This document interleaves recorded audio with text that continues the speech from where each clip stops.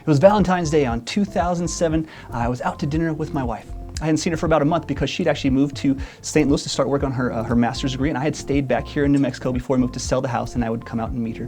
Obviously, and we did that. It was about a couple days before Valentine's Day, so we have a great reunion. We know we love each other. We're excited to go out to dinner and to celebrate the day of love as this young married couple. We were only married about 6 years, and we ordered this fancy dinner. It's the steak. It's like you get the salad, you get the bread, you get the whole meal, right? And so we're talking, enjoying time. We get our bread, and it tastes good. We're having a great conversation. And then the salad comes out, and out of nowhere, I take a bite of a crouton, and I get this little kind of nick on my lip, and I get a little cut and starts to bleed, and I start to think, that's odd. And I start to dab it, and it won't stop.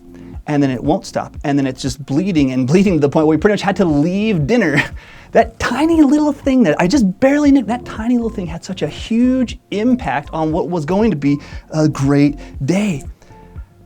Little things matter. Little things have big impacts. I was thinking about that when I read Matthew 10:32 a couple weeks ago. It says, if anyone gives even a cup of cold water to one of these little ones who's my disciple, truly I tell you, that person will not lose their reward.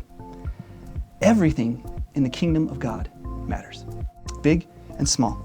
So help a kid get a drink? Yes. If you see a toddler walking around at church on Sunday and they're standing on their tippy toes trying to get a drink out of the water fountain, you give them that little boost up, that matters in the kingdom of God. Lending a hand for a task matters in the kingdom of God. Spending a few moments to just give a kind word matters in the kingdom of God. The question today as we walk out of this is, what small thing could you do today that would have a big impact? You know, if you're going for Christ's glory and to help others, there's no way you can fail at that.